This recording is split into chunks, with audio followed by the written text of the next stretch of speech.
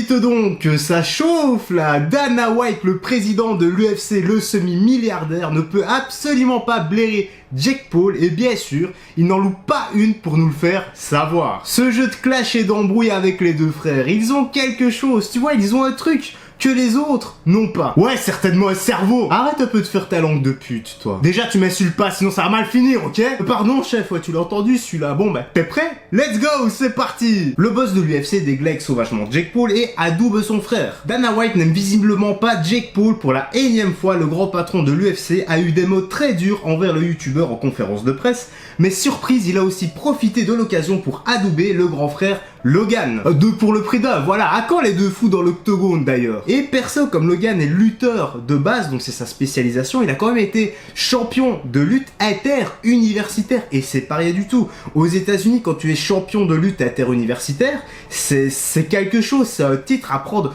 au sérieux. C'est pas comme tu dis, c'est pas comme si tu dirais, voilà, je suis champion de, je sais pas moi, je suis champion de l'université de Paris. Ça veut rien dire.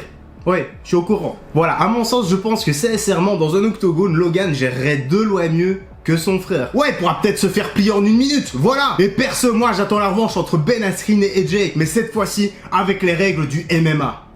Allez, on continue. Dana White n'est pas forcément du genre à partager sa part du gâteau. Dans une position toujours plus dominante sur le marché des sports de combat, acquise notamment grâce à la perte de vitesse de la boxe et au personnage sulfureux qu'il emploie à l'UFC, White est aujourd'hui à la tête d'un véritable empire, le partenariat télé avec SPN, voilà, SPN, est par exemple particulièrement juteux. Ah bah tu m'étonnes, hein, pour avoir une fortune qui s'élève à 1,5 milliard de dollars, faut le faire quand même, hein. Alors que quand tu penses qu'à côté, certains galèrent à ramener simplement 1200 balles tous les 30 jours. Ouais, y a pas de justice. Il faut dire que dans un monde de plus en plus aseptisé, qu'est-ce que c'est que cette phrase, voir des combattants aussi naturels et provocateurs que Ned Diaz, qui n'a pas hésité à fumer sa propre marque de marijuana en conférence de presse, bravo, un athlète qui fume. Ouais, non, normalement j'aurais dû dire j'applaudis d'une main, c'est normal on entend rien, mais là c'est vraiment sorti du cœur, hein.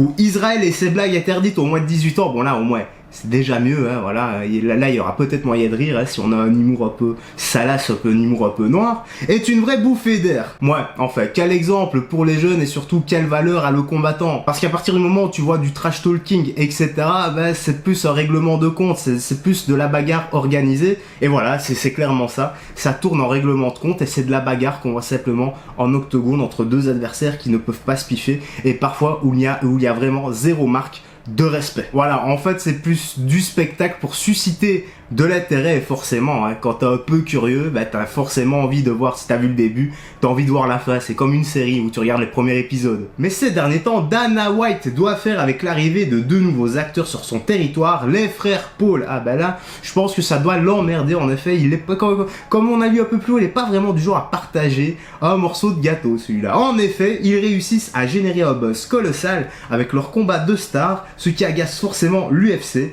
Après avoir humilié Jake, White en a remis une couche récemment tout en adoubant Logan. Encore une fois cette phrase, mais qu'est-ce que c'est que ça pour une phrase quoi? Écrivez des mots corrects les gars s'il vous plaît. De toute façon il n'y a qu'un nom qui doit ressortir, c'est Georges Saint-Pierre, le Saint Graal, le number one, c'est tout. Oui je suis tout à fait d'accord avec toi Black, Georges Saint-Pierre number one. Le truc qu'on a oublié c'est que les frères Paul ont 25 millions d'abonnés chaque, donc ce qui signifie 25 millions de fans, mais également au moins 25 millions de haters. Donc ce qui génère du fric, ce qui génère de l'intérêt, et surtout les fans ont envie de les voir monter, que ça soit à l'UFC ou dans la boxe anglaise, mais également les haters ont envie de les voir se faire démolir à l'UFC ou en boxe anglaise, enfin en MMA, on s'en fout de l'UFC, mais je parlais de l'UFC, la fédération, voilà, parce que je pense qu'un jour ils vont quand même, surtout Logan, je pense qu'il est pas contre, il me semble que j'avais lu ça, pour faire partie de l'UFC, pour faire un combat là-bas, et je pense que Dana White n'est pas contre d'avoir une bonne recette. Jake Paul n'a jamais vendu 1 million de pay-per-view pour un combat, son frère Logan l'a fait pour son affrontement avec Floyd Mayweather. Je vous l'ai déjà dit la dernière fois, l'organisateur des combats de Jake Paul est une bande de menteurs. Logan et Floyd ont réellement dépassé le million de ventes,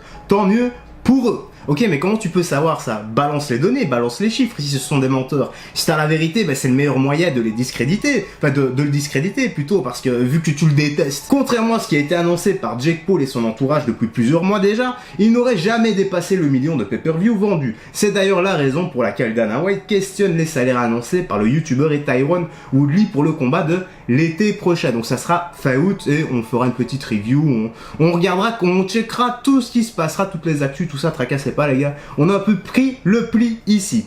L'ancien champion UFC a annoncé qu'il allait toucher son plus gros chèque en carrière, mais son ex-patron n'est pas dupe.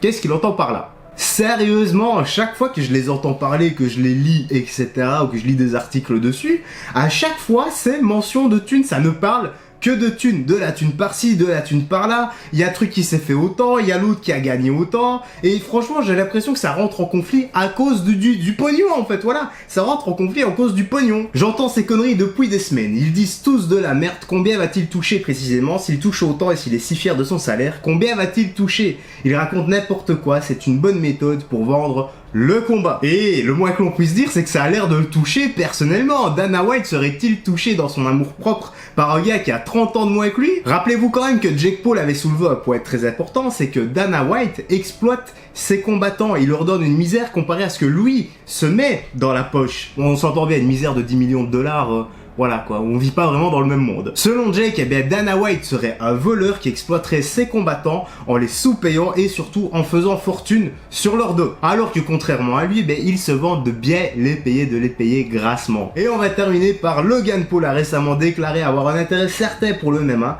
de quoi envisager un passage à l'UFC. Dana White ne serait sans doute pas contre le million de téléspectateurs qui suivraient le combat. Tu m'étonnes, tout est bon pour se faire du pognon, demandez à Floyd. Bien voilà frérot, j'espère que t'as bien aimé cette petite news.